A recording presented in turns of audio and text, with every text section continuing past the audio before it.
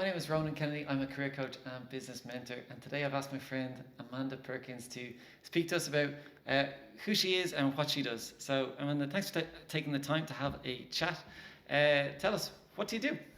What do I do? Well, I am a Salesforce consultant and business analyst currently, and I've recently started a women's finance workshop called Finance and Friends, where I help educate women who are interested in learning about investing, but they haven't really taken that step. So that's been the focus lately. Very cool, very cool. So, firstly, can you tell us about the Salesforce work?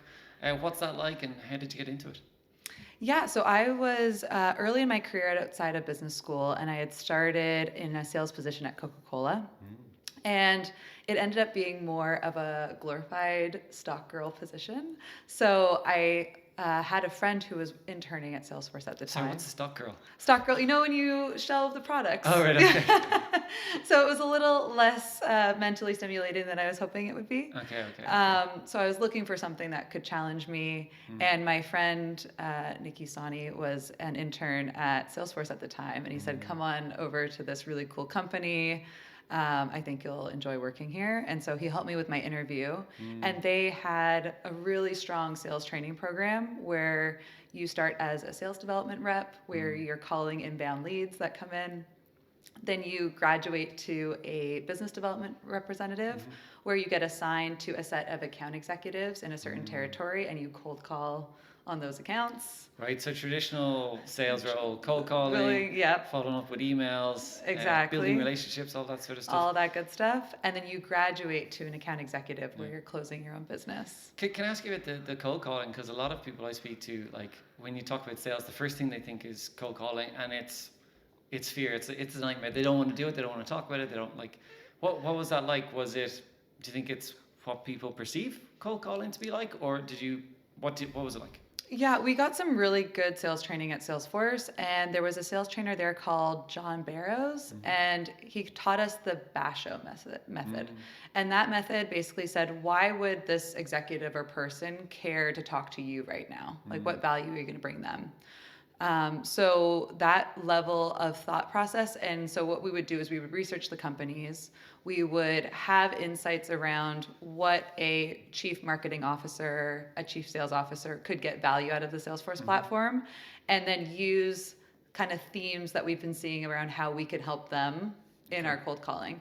So it makes it less about hard selling the product, and more about what value could they get out of the product, to see if there could be some conversations that were had. So you've quite an informed message, or you've a lot of information that you can actually maybe help them with even on the initial call. Correct. Yeah. To start build that relationship. It's not just like, oh, do you want to buy this thing? Do you want to buy this thing? Because I think that's what people think when they think of cold calling. Probably.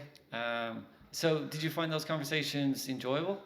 I did, actually. I was able to talk to a lot of really interesting businesses, and I was quickly able to understand some of the challenges they were facing and how technology could help.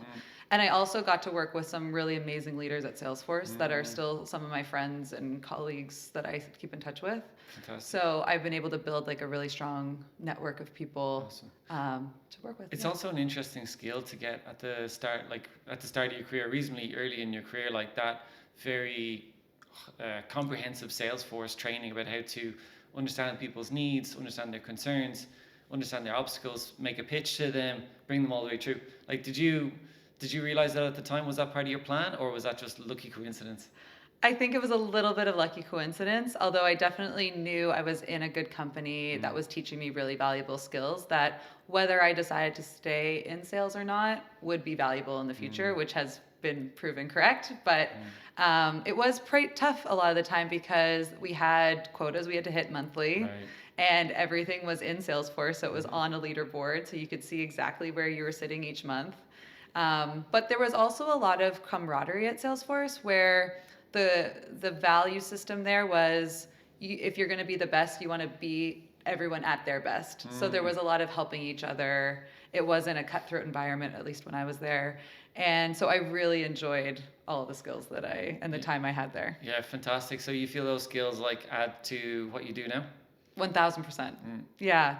I think building strong communication skills where you're able to bring the right message to the right person at the right time is incredibly valuable in today's age where there's lots of messages and information that people are consuming, it's particularly executives who you're trying to get their attention. So I've definitely used a lot of those. Fantastic. And are you still with Salesforce?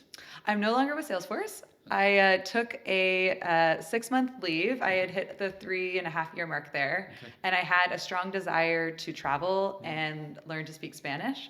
And so what I decided to do was I planned out a 6-month sabbatical where I went through Costa Rica, Panama, Colombia, Peru, and Bolivia, just me and my backpack. And I lived with local families in a lot of those places and went to Spanish school, which was an interesting approach because I was jumping countries. So the way in which they speak Spanish and the colloquialisms, etc., were a bit different, but it was an amazing way to learn the language. Fantástico, muy bien. Oh, muy bien. Gracias. Very good. So then you took the break from Salesforce, went traveling, and then when you came back from your travels, so that's now, is it? No, Or it was there was something in between? no. There was then what happened was I loved Salesforce as a company, but I didn't really feel like I wanted to stay in sales anymore. So I did a short stint at a financial planning startup where we were trying to help Canadians with an algorithm tool to help them with their financial planning.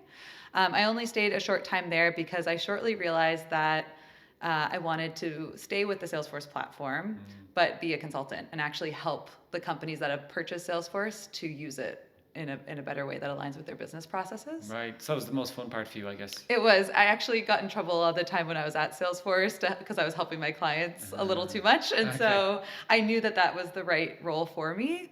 And so I ended up at a company called Traction on Demand, which was at the time Canada's largest Salesforce partner. And what that led me to do was I worked in various roles. I started as a junior project manager, where I was in charge of meeting with the clients, understanding the project plan, what we were trying to achieve, working with our side, like the developers and the solution architects, to design and build out the system for them, and then work with people like our testers and the clients' testers to basically put a new technology in place for their business to So operate. very close to product management or product owning, where you're really talking with the tech team and the customers and business team and everything like that. Did you ever feel like there was any challenges in moving from like being a sales consultant and now you're kind of doing project management? Because I always talk to people about transferable skills and how they can move, and sometimes it feels like an overwhelming challenge. How did you find like shifting, using transferable skills, or kind of picking up new skills as you went? Yeah, I actually found that probably the biggest lift moving into the consulting side was actually learning the technology in a deeper way. In the sales side, you were kind of a project manager because you had to manage all your different clients and like when they were going to sign, the conversations you were having. So you kind of had to project manage yourself and the client. But now you're just kind of doing it on a bigger scale. So I certainly had to learn, the phases of an implementation project, what that would look like for one type of company versus another type of company who might be implementing a different Salesforce solution. But over time, it does become a pattern, and then it actually becomes quite fun. And the transferable skills, especially on the communication side, I think helped a lot in terms of building trust with the clients that I was working with. Yeah, fantastic. Yeah, I can definitely see that. Can I ask, was there ever anything that you thought was going to be a big challenge, or you felt something was maybe a little bit daunting, and then once you start to do it, you realized, because I'm just thinking someone's watching this and they're listening to you, it sounds like you got it all figured out and everything's easy, but like, was there anything you thought, no, this is actually really difficult, but then once you got into it, or you got to the other side, let's say becoming a Salesforce consultant or getting into a product manager type of role, was there anything like that? Yeah, I faced a lot of challenges. I would say that when you do your first few Salesforce projects, you don't know what you don't know. And so anticipating as a project manager things to plan for becomes really stressful because you don't really know what to plan for. And then what happens is you run into those challenges face head on. And so you think, I could have planned for this, like I should have known better, how could we avoid this? But running into those challenges is what makes you a better project manager in the future. So there is a little bit of kind of failing in order to be better, which I think is very normal in the consulting world. And then sometimes you think a solution's going to work and you work with your team and then it completely blows up and you're like, okay, well, we're going to be late and delayed and the budget's over now and we're going to have to resolution. And so I used to get really stressed out about upset clients. Like I took a lot of pride in making sure that they felt like they were getting a good solution and were getting a good, experience from us as the consulting team. But sometimes there were just things out of our control, and you just have to kind of face them head on and say, this is where we are now. This is how we can move forward. Yeah, absolutely. I think that's a really important point because, and I think it's worth knowing because so many people, maybe they don't realize it or they're not aware that you can do everything right and get a bad result. Correct. Or you can get unlucky, or you can do everything right with a client and maybe it doesn't work out. Sometimes people attach everything to the result, but it's really only the actions we can influence, and then hopefully the result works out. Totally. So that's a really good pointer. But there's also a second side to your career, right? There is a little bit, yeah. So I then left Traction and decided that I wanted to move to Lisbon. So I took a little bit of another little mini sabbatical. It was only 6 weeks this time, and came to Europe and just really enjoyed spending time with a few of my friends who were here in London. And they were really encouraging me to move from Toronto, where I'm originally from, over to Europe. And I thought, where in Europe would I see myself like really enjoying living? And Lisbon kind of hit a lot of those boxes. So I was like, okay, how can I move to Lisbon? What job am I going to do?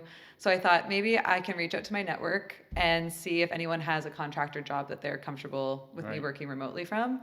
And I was really lucky that one of my past managers had moved from Traction to Deloitte and had put me in touch with another partner there that needed some help with his team that aligned with my skills very closely. Fantastic. So straight in with the network. Straight in with the network. To get the new gig, right? Correct, yeah. Fantastic.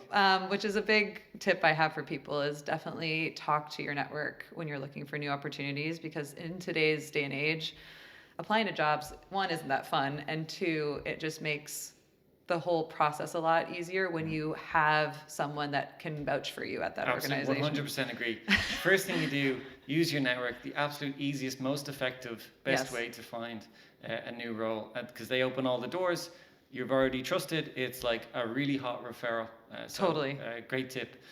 And so then you were set up with remote working, is that right? So I had this really great opportunity at Deloitte, and so I incorporated myself AP Consulting, right, and started this work with Deloitte. And what was kind of like the universe coming together was the team that I was going to be working with at Deloitte was in Portugal as well. So that aligned really nicely. And so I moved over here January of 2022. And just started my kind of digital nomad journey. I wasn't totally sure if I was going to stay in Lisbon forever, but I thought for a year we could try it out. Right. And then over the course of last year, had a really great experience working at Deloitte. I also, through my network, got reached out to because they heard that I was more freelance, and took on another project that rounded out some different skill sets as well. Because I do like to take on different types of projects because it kind of fuels the different sides of my personality. And now I am totally freelance. I have probably 4 or 5 different clients right now working on different Salesforce projects or BA engagements. And so what was the BA engagement? What's that? A BA engagement is a business analyst engagement. So instead of completely aligning to technology, I would come in and I work with organizations to understand how their processes are working today and make recommendations on how they could be more efficient. Okay, so process optimization. Using technology? Using sometimes software? Or even sometimes just the way people do things today can be easily changed just because it's the way they've been doing it forever and no one's had an outside view to question. Right. So these projects are slightly different, right? The Salesforce, the BA, the business analyst process optimization, right? That's a mouthful. So you really kind of like tapping into that portfolio career, which I think is going to be more and more, where you're working on multiple projects that might be not connected necessarily, or they could be connected, as opposed to just one company, one job, 35, 40, 50 hours a week. Yeah, the way I like to summarize it is I think what I do well is I help organize businesses. Businesses can be messy, and whether you need help on the process optimization side or with technology, I can kind of lean into both of those sides. Yeah, fantastic. So really interesting. Can I ask you about the sabbaticals? I think that's interesting because you've taken a couple, you've taken 2, maybe 3. Do you find when you're on those that extra time to reflect or just be away from the emails and the computer, do you feel that gives you new insights into like your work, your life, other things, or is it just a nice holiday and then I'll go back and I'll do work later?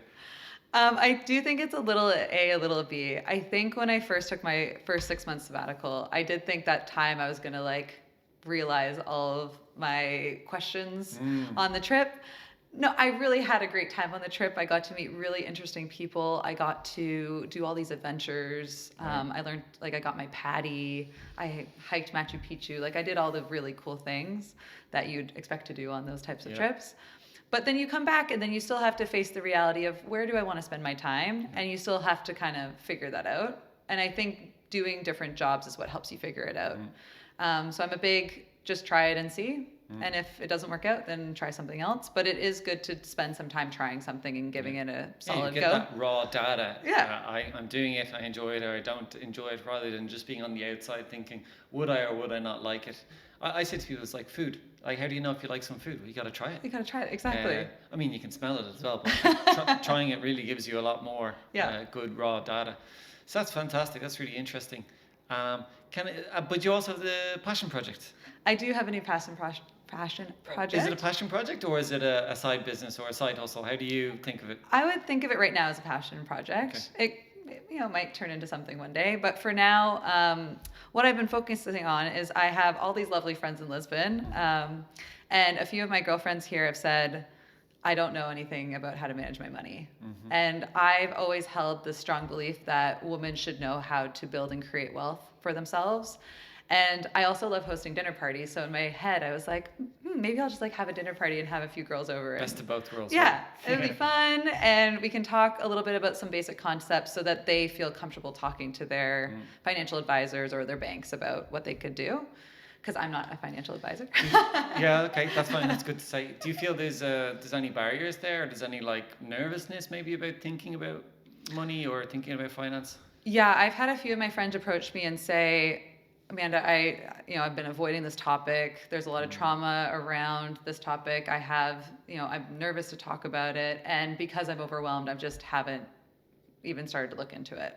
So I thought, how can I create an environment where they feel safe to learn about some of these concepts and learn about the jargon? Because unfortunately, there is a lot of jargon in this industry and it can be complicated.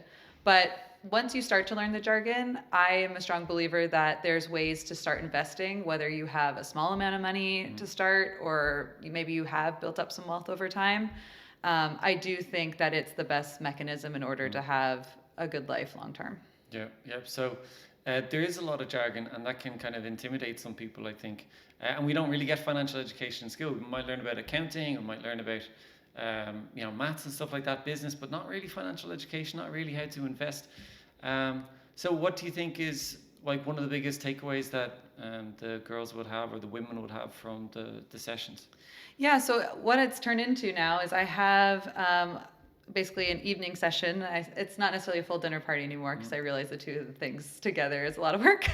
But I've hosted now 18 different people across 3 workshops over the last 6.5 weeks. And the focus is start off understanding the concepts around savings and not necessarily budgeting, but just understanding the money that's coming in versus the money that's going out. Right.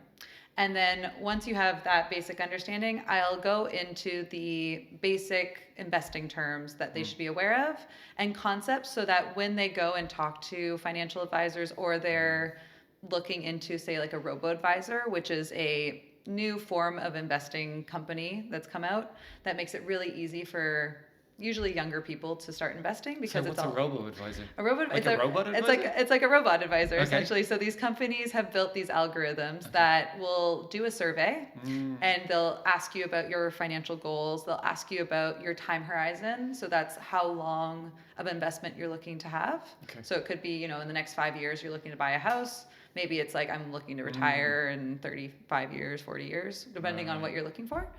And then it also asks you about your risk profile. And I think there's a perception as well that you have to have high risk in order to grow your profile. Yeah, right. And that's not true. You should absolutely answer the risk with whatever you're comfortable with because just investing hands down will help you, whether it's on a lower risk profile or a higher risk profile. It just means how much volatility you're comfortable seeing within your portfolio at any time. Right.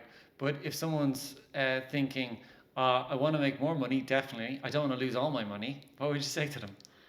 Well, and that's what's great. There's a few different levels of risk that they can that you can basically choose, and it's not huge variations across the spectrum. It's not like you're going to be looking at like 50% risk on the high growth and 5% risk on the low. There's only small percentage points across all of these, so it might be the difference between 5 and 9%. Right. So we're investing, in my opinion, should be absolutely boring and give you no dopamine hits. Right. It should be automated. You should probably not even look at it for Right. like most of your time.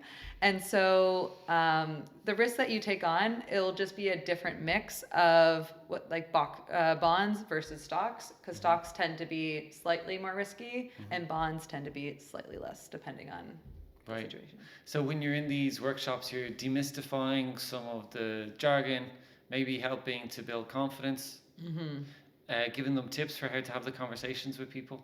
Yeah, and I think so. I've set it up in groups of 6 or 7 women, which I think has been a really nice group size, because they see too that there's other people who are new to the concepts, and then they have people to talk to as well about some certain questions that come up. And what's cool about being in Lisbon is we have such a diverse set of people living here. So I have friends that have come from Italy and the US and the UK and Germany and Belgium. So it's been unique as well, because we're all now expats in Portugal, and they have questions about now we're expats here, like what should we be doing? Right. Which is a good question to be asking. Right. But there is kind of still, I feel, a few barriers in terms of like, okay, let's say I wanted to start. Which website do I use? Which app do I use? Do I need to pay tax on it? All these types of things. How do you like simplify a message to ease those concerns of people? Or how does someone get started today if they want? Is that possible?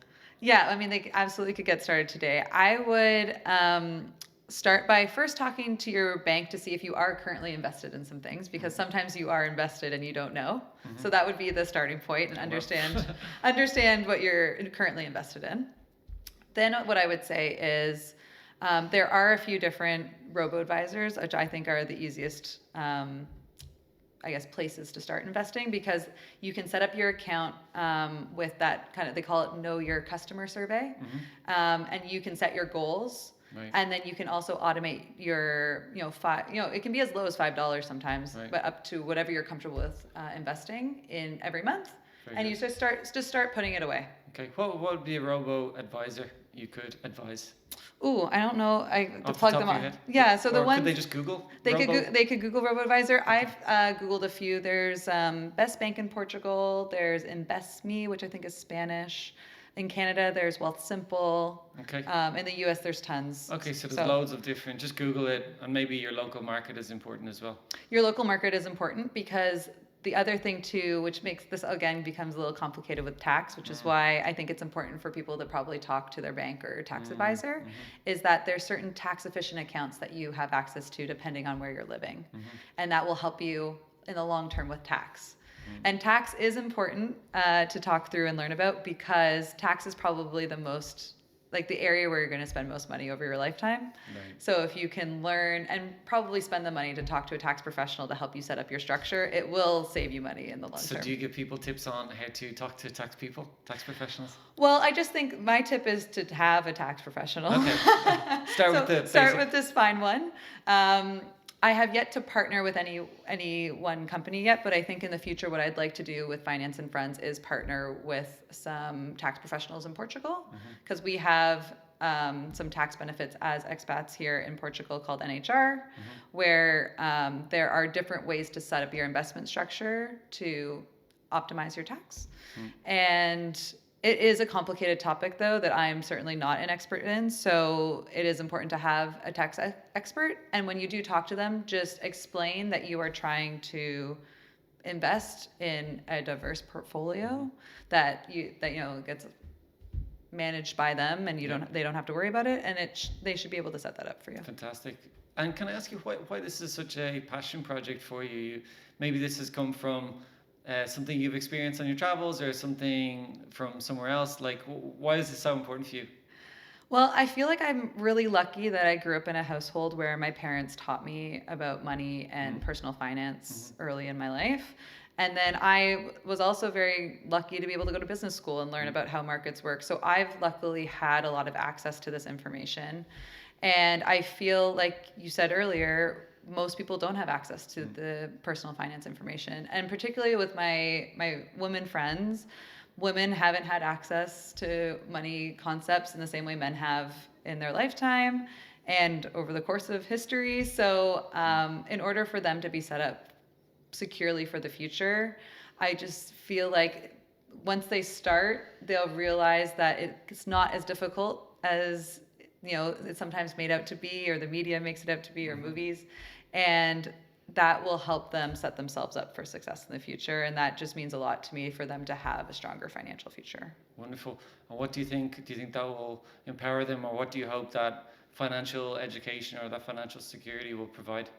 Yeah, I think it'll build their confidence in order to protect themselves and create a stable future for themselves in the future. And that to me is just like absolutely beautiful. Yeah, fantastic. I think it's super important because when you feel like you're financially secure, when you feel like you know what's going on, then you can really take action and chase after goals, chase after dreams.